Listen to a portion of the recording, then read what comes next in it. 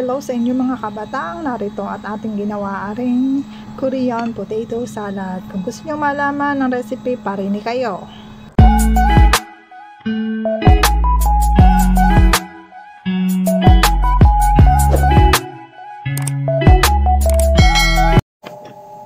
At taring na nga una kong ginawa. Akin dinurog-durog ang patatas. Nung uni gamit yung tinidor. Ay bigan no gan tagal. Di humanap ako ng pwedeng gamitin din eh. Arit nakita ko. Ari isa blender. Alay, ari-ari na din eh. Arit para ako naglulupak din eh. Oh. Ay di kayo mabilis. Mabilis-bilis ari magdurog ng patatas. Yan, ay dinilupak na patatas ang kalalabasan na rin maya-maya. Ginayang-gayang ko nalaangat ng maganda-ganda ang pagkakadurog sa patatas. Hanggang sa wala nang buo-buo.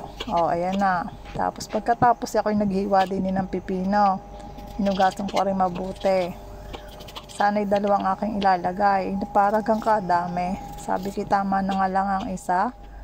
At parang pagkakadami na may parang hindi na masarap pag madami. Tama laang. Arit inilagay ko nga aking ginayat-gayat ng maliliit laang at ng masarap-sarap ngayain. Yan.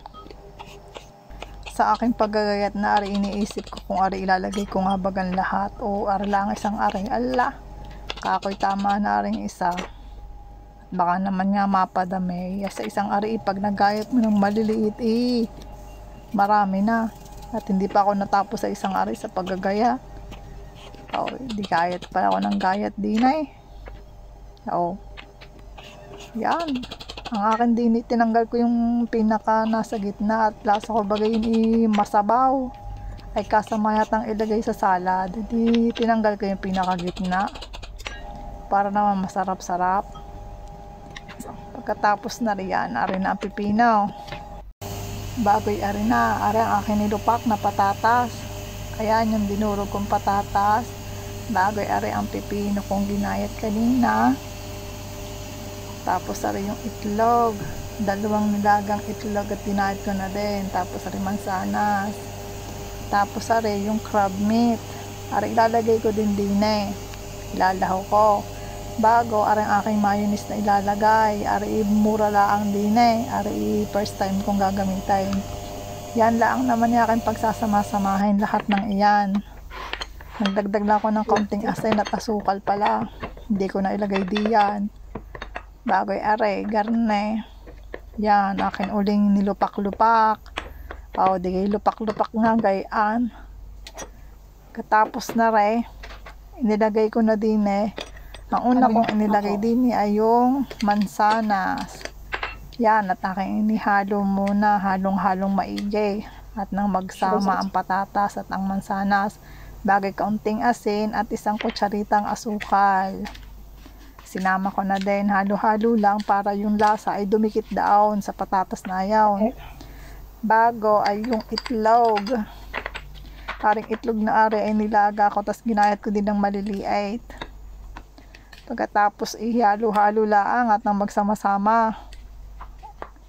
Pagkatapos niyan, inilagay ko na din yung pipino. Yan, inilahat ko na.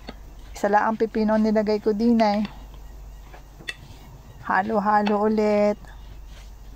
Ayan, halo-halo para magsama-sama. Ayun, para mas masarap. Tapos, pagkatapos na re ay aking titikman din ng kaunti. Kung lumasa yung asin at ang asukal. Bago, pagkatapos, ay lalagay ko yung mayonnaise. Yan, at aking binubuksan din ay lasa ko hindi ko pa mabuksan agad-agad. Halos kalahati ng mayonnaise ang aking nilagay din eh. Kung gusto nyo naman ng mas marami mayonnaise, ay di mas maganda. Ako hindi pwedeng magmarami at ang aking mga amo si diet. Kaya tama na yung tama laang. Yan, pagkalagay ng mayonnaise, halo-halo na lang ulit. At nang magsama-sama at lumasa doon sa nilupak nating patatas. Yawn, nilupak yawn, gaya na yun, nilupak. Diga? Yan, halo-halo lang. Haluin lang mabuti para magsama-sama yung mga lahok. Tapos sinakulangan pa ako din sa mayonnaise, dinagdagan ko pa.